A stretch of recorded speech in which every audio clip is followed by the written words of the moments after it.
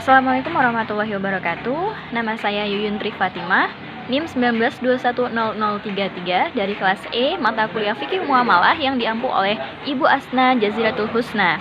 Di mana saat ini saya akan mengerjakan tugas yang diamanahkan oleh beliau, yaitu menjelaskan tentang pengantar fikih muamalah. Di mana di sini ada beberapa poin, yaitu definisi fikih muamalah, kemudian ruang lingkup fikih muamalah, asas-asas dalam fikih muamalah, dan juga beberapa hal yang tidak diperbolehkan dalam bermuamalah. Oke, yang pertama di sini ada definisi fikih muamalah. Fikih muamalah di sini terdiri dari dua kata, yaitu fikih dan muamalah. Di mana fikih ini secara bahasa artinya adalah faham, mengetahui, dan melaksanakan. Sedangkan muamalah ini berasal dari bahasa Arab, amala yu'amilu mu'amalatan, yang secara etimologi sama dan semakna dengan al-mufa'alah atau saling berbuat. Nah, jadi secara terminologi fikih muamalah ini adalah hukum-hukum yang berkaitan dengan tindakan manusia, di mana dalam tindakan ini berkaitan dengan harta, seperti jual beli, sewa menyewa, gadai, dan lain-lain. Nah, selanjutnya ini ruang lingkup fikih muamalah. Yang pertama itu muamalah yang ketentuan hukumnya langsung dari Al-Quran dan hadis, seperti contohnya bentuk muamalah dalam hal perkawinan dan akibatnya seperti talak, idah, rujuk, warisan. Nah, kemudian dalam hal lain yaitu pengharaman, ya kan, seperti homer, babi, anjing, dan riba, sehingga tidak diperbolehkan transaksi pada bentuk itu. Kemudian juga dalam tindakan kriminal seperti pencurian dan perzinahan. Nah, ruang lingkup fikih muamalah selanjutnya yaitu muamalah yang ketentuan hukumnya tidak langsung dari Al-Quran dan hadis, tetapi berdasarkan hukum yang diperoleh dari hasil ijtihad para fuqaha. Seperti itu. Nah, bentuk muamalah ini akan dipengaruhi oleh situasi dan kondisi sosialnya. Hal ini juga bisa dilihat pada praktek jual beli di swalayan, di mana pembeli diperbolehkan atau dibebaskan memilih barang yang diinginkan, kemudian membawanya ke kasir dan membayarkan barang tersebut di kasir. Nah, di sini terjadi dengan saling menyerahkan uang dan barang tanpa adanya ucapan yang jelas atau ijab qabulnya, seperti itu. Nah, selanjutnya ini adalah asas-asas fikih muamalah. Yang pertama yaitu tentang pengertian asas. Apa sih asas itu? Asas di sini adalah dasar, tapi bukan suatu hal yang mutlak.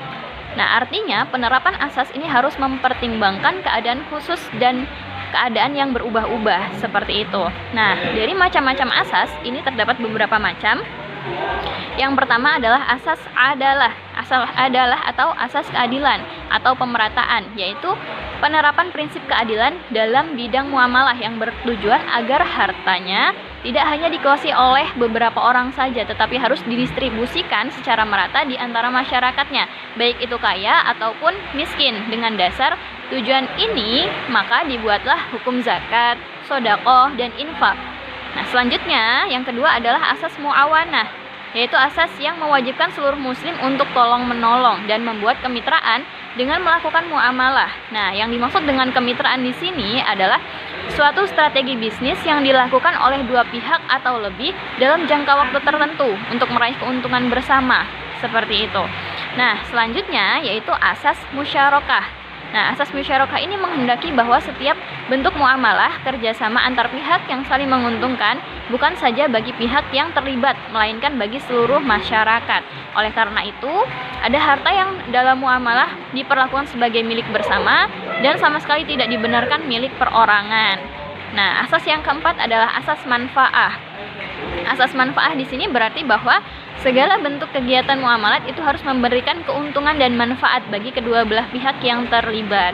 Seperti itu. Nah, selanjutnya yang kelima adalah asas antarodin, yaitu setiap bentuk muamalat antar individu atau antar pihak harus berdasarkan kerelaan masing-masing. Nah, kerelaan di sini berarti kerelaan dalam melakukan transaksi muamalat itu ataupun kerelaan dalam arti kerelaan menerima atau menyerahkan harta yang dijadikan objek perikatan dan bentuk muamalah lainnya, seperti itu.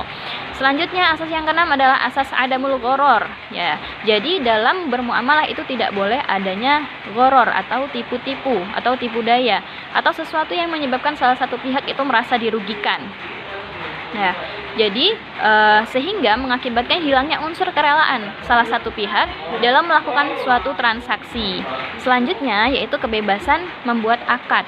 Nah, jadi setiap orang itu bebas membuat akad jenis apapun tanpa terikat pada nama-nama yang telah ditentukan dalam undang-undang syariat. Selanjutnya adalah asas musawah atau asas musawah ini adalah bahwa setiap pihak pelaku muamalah itu berkedudukan sama, tidak dibeda-bedakan. Nah, selanjutnya yaitu asas kejujuran. Dalam Islam, manusia diperintahkan untuk menjunjung tinggi yang namanya kejujuran. Nah, jadi perjanjian yang di dalamnya terdapat unsur kebohongan itu menjadi batal atau tidak sah. Nah, selanjutnya ini adalah poin yang terakhir yaitu yang harus dihindari atau yang tidak diperbolehkan dalam bermuamalah. Yang pertama adalah maisir, yaitu perjudian dan lain-lain. Kemudian gharar. Nah, gharar ini seperti tipu. Jadi dia transaksinya tidak jelas.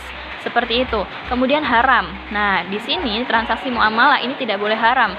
Jadi transaksinya itu menjadi tidak sah jika objeknya yang diperjualbelikan itu haram. Selanjutnya ada riba, yaitu penambahan pendapatan secara tidak sah. Selanjutnya itu ada batil. Dalam melakukan transaksi itu prinsip yang harus dijunjung adalah hak. Ada kezaliman yang dirasa pihak-pihak yang terlibat. Jadi di sini harus sama-sama rela dan adil sesuai dengan takarannya. Terima kasih, sekian yang dapat saya jelaskan. Wabillahi taufiq wal hidayah. Wassalamualaikum warahmatullahi wabarakatuh.